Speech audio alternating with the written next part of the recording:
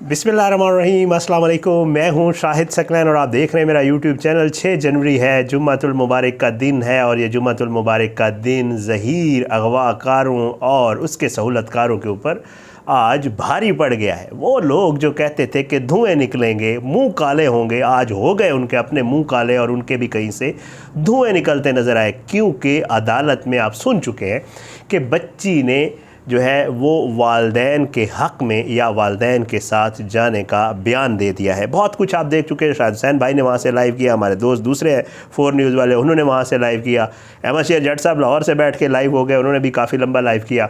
और बहुत सारी वो चीज़ें जो आप देख चुके वो तो आप देख चुके, लेकिन कुछ ऐसी चीज़ें जो अदालत में हुई, अदालत के अंदर हुई। मेरा मकसद ये वीडियो करने का ये है कि अदालत के अंदर क्या कुछ हुआ, कौन सी हैरान कुन चीज़ें वहाँ पर हुई और क्या कुछ एक्सपेक्ट किया जा रहा था, नज़र क्या आ रहा था और हुआ क्या कुछ। आज की इस वीडियो में ये सारी चीज़ें आपके साथ शेयर करेंगे। पहले दिन से कोशिश कर रहे हैं कि जो चीज़ें फैक्ट्स हैं, जो चीज़ें ऑन रिकॉर्ड आती हैं, जो चीज़ अदालत में आती है, कोशिश होती है कि वो आप तक पहुँचाएँ और वैसे ही पहुँचाएँ। चाहे वो ज़हीर के वकील का मौक़िफ़ हो, चाहे वो ज़हीर का अपना मौक़िफ़ हो अदालत के अंदर जो होता है, और चाहे वो अली काज़मी साहब, जिब्रान नासिर साहब की तो हम वीडियोज़ भी लगाते हैं और वो चीज़ें भी और जो है आपको बताते रहते हैं। लेकिन बहरहाल ज़ाहिर है इसमें कोई शक नहीं कि बच्ची अगर माइनर हो तो उसके जो लीगल गार्डियंस होते हैं वो वालदैन ही होते हैं। बच्ची अगर माइनर हो, उसको कोई अगवा करके ले जाए, बहला फुसला कर ले जाए, तो उसने वालदैन के पास, अगर उसको ज़्यादातर चाइल्ड प्रोटेक्शन में रखा जाता है या वालदैन के पास भेजा जाता है। हम आपको 2-3 दिन से ये बता रहे थे कि तीसरा कोई ऑप्शन मौजूद नहीं है। लेकिन हैरान कुन तौर पर आज भी जो है मुझे बताया गया कि दूसरी तरफ से ये कहा गया कि आज जो है अंदर बयान देगी और ज़हीर के हक़ में बयान होगा और ये और वो तो जो चलता रहता है वो आप देखते रहते हैं। बहरहाल बहुत बहुत मुबारक जी उन लोगों को जो इस केस के साथ जुड़े हुए थे, उन लोगों को जो ये कह रहे थे कि जी बच्ची वालदैन को मिलनी चाहिए, उन लोगों को जो ये चाह रहे थे कि किसी की बच्ची के साथ ये ना हो, उन लोगों को जो ये चाह रहे थे कि ये वाला काम जो है इसका रास्ता रुक जाना चाहिए, उन तमाम लोगों को। आज कोर्ट के अंदर हुआ क्या? बच्ची को आज तकरीबन सुबह, ज़ाहिर बात है वहाँ पे हमारे दोस्त सहाफ़ी मौजूद थे, सारे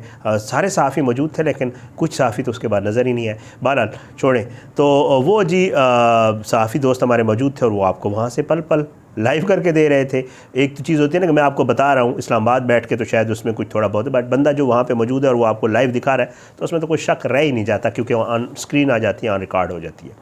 तो बहरहाल जी वहाँ पे आज सिक्योरिटी बड़ी फुल प्रूफ सिक्योरिटी थी। आज जैसे ये बहुत अहम केसेस होते हैं, इनमें तो आज क्योंकि आज इसका फ़ैसला भी आना था, तो आज सिंध हाई कोर्ट में जो है बहुत ज़्यादा वकला और बहुत लोग आए हुए थे और अदालत खचाखच भरी हुई थी। कोर्ट में जो है वो जब बच्ची को पेश किया गया, चाइल्ड प्रोटेक्शन की तरफ से पुलिस वाले साथ थे, वीडियो आपने देख ली। अंदर जो है बच्ची को बिठाया गया और ज़हीर और उसके भी जो लीगल टीम है वो भी मौजूद थे, अली काज़मी साहब वगैरह भी मौजूद थे। बहरहाल ये सारे मामलात हुए। अब अदालत के अंदर क्या हुआ? अदालत का जब केस शुरू हुआ तो इसमें जो है दरख्वास्त जो है ये वालदैन की तरफ से दी गई थी और कहा गया था कि हमें इंटरम कस्टडी दी जाए, यानी आर्जी कस्टडी, और यही है, ज़ाहिर बात है। तो उसको जो है पेश किया गया बच्ची को। तो दरख्वास्त जो है जब शुरू हुआ केस तो उस पर ज़हीर अहमद के जो वकील हैं गुल मोहम्मद फ़ारूकी साहब, जी फ़ारूकी साहब, उन्होंने कहा कि जी ये तो दरख्वास्त ही काबिल समात नहीं है। आल दो इसके ऊपर दलाइल दे चुके हैं, लेकिन आज फिर उन्होंने बात की। वो कहते हैं कि ये दरख्वास्त जुडिशल मजिस्ट्रेट की अदालत से मुस्तरद हो चुकी है। उन्होंने ये मौक़िफ़ इख्तियार किया कि जी जुडिशल मजिस्ट्रेट को इन्होंने दरख्वास्त दी थी लेकिन वो मुस्तरद हुई। और साथ ये भी कहा कि लड़की हवालगी की दरख्वास्त अब भी फैमिली कोर्ट में ज़ेरे इल्तवा है। जब तक फैमिली कोर्ट फ़ैसला ना करे सिंध हाई कोर्ट में दरख्वास्त नहीं की जा सकती। लड़की को अदालती हुक्म पर जो है वो शेल्टर होम भेजा गया था। लड़की को जब से बेजा में रखने का इल्ज़ाम भी दुरुस्त नहीं है और अदालती हुक्म पर लड़की को पेश कर दिया गया है। तो अदालत ने जो है जब जी फ़ारूकी साहब ने बात की तो उसके बाद अदालत ने जो है वो बच्ची को बुलाया कि जी वो है बच्ची कहाँ है। तो बच्ची आ गई। तो जब बच्ची आई तो उसके साथ उसकी छोटी बहन भी थी। तो अदालत ने पूछा कि जी ये कौन है? तो मगविया ने कहा कि जी ये मेरी छोटी बहन है। तो अदालत ने कहा तो आप भी तो छोटी सी हैं, आप कौन सी बड़ी हैं? ये अगर छोटी है तो आप भी तो छोटी हैं। तो इस पर अदालत ने पूछा मगविया से कि जी आपका नाम क्या है? تو اس نے بتایا کہ جی میرا نام دعائے زہرا ہے۔ تو اس کے بعد نے کہا کہ جسٹس اقبال کلوڑ صاحب نے پوچھا کہ جی آپ پڑھتی ہیں؟ تو بچی نے کہا کہ جی کرونا کی وجہ سے میری تعلیم رک گئی تھی اور میں جو ہے 7th کلاس میں پڑھتی تھی۔ تو عدالت نے اس سے پوچھا کہ یہ آپ کو پتہ ہے کہ یہاں پہ کیس والدین نے، آپ کے والدین نے درخواست دی ہوئی ہے کہ جی وہ آپ کی کسٹڈی لینا چاہتے ہیں، تو آپ کہاں جانا چاہتی ہیں؟ تو لڑکی نے جو ہے کہا کہ جی میں اپنے بابا ماما کے ساتھ جانا چاہتی ہوں۔ یہ نہیں کہا کہ ظہیر کے ساتھ جانا چاہتی ہوں، یقین کریں۔ اس لیے تو عدالت نے جو ہے وہ بچی کو والدین کے ساتھ بھیج دیا، پر اس نے کہا کہ جی میں اپنے بابا ماما کے ساتھ جانا چاہتی ہوں۔ اس کے بعد جو ہے ظہیر کے وکیل صاحب نے کہا کہ جی شوہر موجود ہے، جی یہ اس کا شرعی شوہر ہے اور اس کو جو ہے وہ ملاقات کی اجازت دی جائے۔ تو اس کے اوپر اقبال کلہوڑا صاحب نے کہا کہ جب لڑکی جانا ہی والدین کے ساتھ چاہتی ہے تو اسے کون روک سکتا ہے، اسے کیوں روکا جائے؟ اور اس کے بعد انہوں نے کہا کہ جب بچی ماں باپ کے پاس خود جانا چاہتی ہے تو ہم کیسے روک سکتے ہیں؟ اور اس کے بعد جو ہے جبران ناصر صاحب نے کہا کہ جی لڑکی کی سیکیورٹی کو یقینی بنایا جائے، بچی اسکول جائے کہیں بھی جائے تو اس کی سیکیورٹی جو ہے اس کو فراہم کی جائے، یہ جبران ناصر صاحب نے کہا۔ اس کے بعد جج صاحب نے کہا والدین سے کہ آپ کیا گارنٹی دیں گے کہ بچی آپ کے ساتھ جائے تو محفوظ رہے گی، آپ بچی کی پروٹیکشن کی کیا ضمانت دے سکتے ہیں؟ جس کے اوپر جو ہے والدین نے کہا کہ جی آپ جو ضمانت کہیں گے ہم دینے کے لیے تیار ہیں۔ جج صاحب نے یہ بھی کہا کہ اندرون سندھ میں ایسا واقعہ ہو تو لڑکی واپس آنے پر محفوظ نہیں رہتی۔ انہوں نے کیسز کا حوالہ دیا، ظاہری بات ہے ان کے مائنڈ میں یہ سمجھتا ہوں کہ ان کے مائنڈ میں شاید یہی تھا کہ بعض دفعہ یہ ہوتا ہے کہ بچیاں جو ہے جب واپس آ جاتی ہیں اس کے بعد ان کو کوئی نقصان پہنچتا ہے، جانی نقصان ہوتا ہے، ان کو قتل کر دیا جاتا ہے، بہت سارے ایسے واقعات ہوتے ہیں۔ تو جج صاحب نے اپنی جو ان کی ایک وہ تھی انہوں نے اس کا مجھے جو لگتا ہے انہوں نے یہ اس لیے کہا ہے۔ تو بہرحال جج صاحب نے کہا والدین کو، والدہ سے اسپیشلی کہا کہ ہم آپ کو بچی دے رہے ہیں مگر آپ پر بہت زیادہ ذمہ داری عائد ہوتی ہے، آپ کو بہت خیال رکھنا پڑے گا۔ تو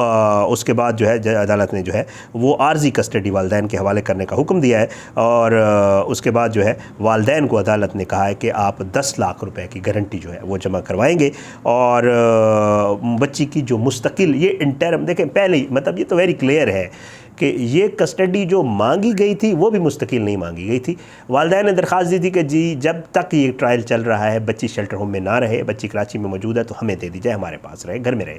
اور عدالت نے بھی یہی کیا کہ جب تک ٹرائل چل رہا ہے، ٹرائل کورٹ کوئی فیصلہ نہیں کر دیتی تو تب تک بچی جو ہے وہ والدین کے پاس رہے گی، عدالت نے یہی کیا ہے۔ اور اس کے بعد چائلڈ پروٹیکشن آفیسر اور لیڈی پولیس کے ہمراہ، ایک لیڈی پولیس والی اور ایک چائلڈ پروٹیکشن آفیسر جو ہے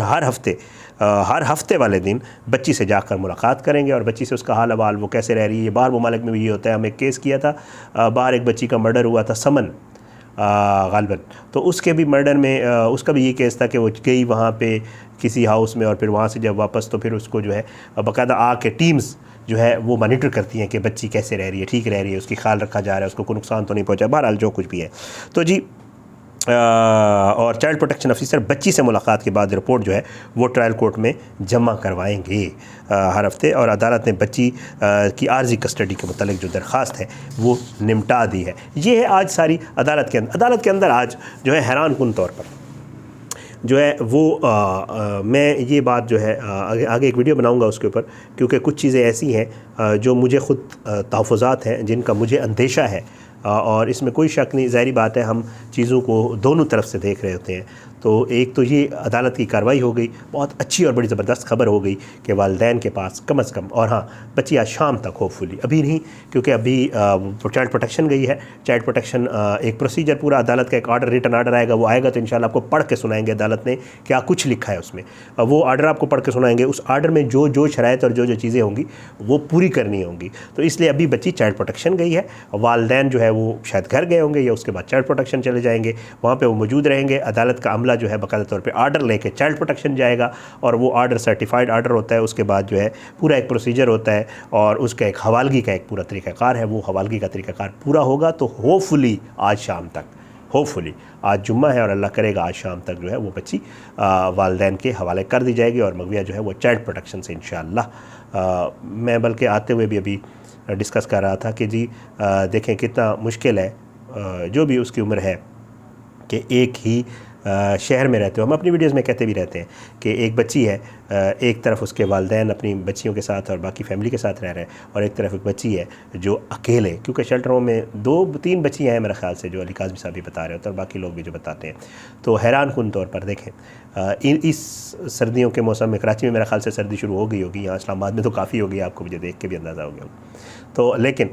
کراچی میں بھی یا جو بھی ہو بچی کے لیے اکیلا رہنا وہ پاسبل نہیں تھا۔ یہ ایک ڈیسیجن ہے عدالت کی طرف سے، یہ بچی کے بیان پہ دیا گیا ہے، اب اس کے پیچھے کیا کچھ ہو سکتا ہے وہ اگلی ویڈیو میں اس کے اوپر کروں گا، اور جو میرے اپنے بھی خدشات ہیں، جو مجھے یہ میرے خدشات ہیں، اللہ کرے ایسا نہ ہو، لیکن بہت ساری ایسی چیزیں ہیں جو ظاہری بات ہے کی بھی جا سکتی ہیں، تو وہ بھی انشاءاللہ اگلی کسی ویڈیو میں ڈسکس کریں گے۔ بہرحال آج عدالت میں بڑا اچھا رہا، حیران کن طور پر ظہیر بھی موجود تھا، اور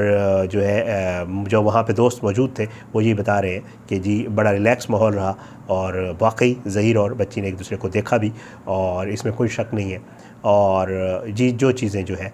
وہاں عدالت میں ہماری کوشش ہوئی کہ آپ کے سامنے رکھیں، یہ وہ حیران کن چیزیں تھیں، یہ وہ باتیں تھیں جو ظہیر کے وکیل نے کی، اور عدالت نے بچی سے پوچھا اور جبران ناصر صاحب نے اس کا جو جواب دیا۔ ایک بات کی جا رہی ہے اور عدالت میں بھی ہوئی کہ جی بچی کو باہر، ملک سے باہر نہیں لے جایا جائے گا، ابھی ریٹرن آرڈر آ جائے گا تو میرے خیال اس میں مزید کلیئر ہو جائے گا۔ مجھے جو پتہ چلا ہے وہ یہ ہے کہ عدالت نے کہا کہ جی کیونکہ والدین چاہتے ہیں کہ کہا کہ جی اگر زیارات پہ جانا ہو، اگر حج پہ جانا ہو، کہیں بھی جانا ہو تو ہم اس کو لے جا سکتے ہیں، تو عدالت نے کہا کہ جی اس سے آپ کی عدالت کی اجازت سے اس کو مشروط کیا ہے،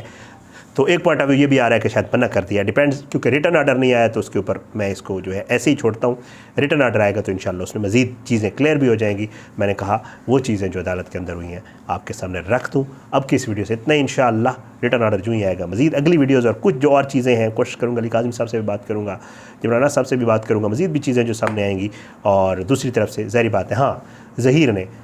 جو مجھے پتہ چلا ہے وہ یہ ہے کہ ان کی طرف سے شاید اس کو سپریم کورٹ میں چیلنج کرنے کا بھی ان کا ایک ارادہ ہے، یا انہوں نے فیصلہ کیا ہے، جو بھی ہے وہ بھی اگر درخواست ہوگی تو ظاہر ہے ان کا بھی اپنا ایک پوائنٹ آف ویو ہے، وہ بھی آپ کے سامنے ضرور رکھا کریں گے۔ اپنی دعا میں یاد رکھا کریں، اللہ پاکستان کامیاب ناصر اس کے خلاف سازشیں کرنے والوں کو انہیں نابود کرے، ظالموں کو عبرت کا نشان بنائے، مظلوموں کو انصاف ملے۔ مجھے اجازت دیں، انشاءاللہ اگلی ویڈیو میں ملاقات ہوگی۔ پاکستان زندہ باد، اللہ حافظ۔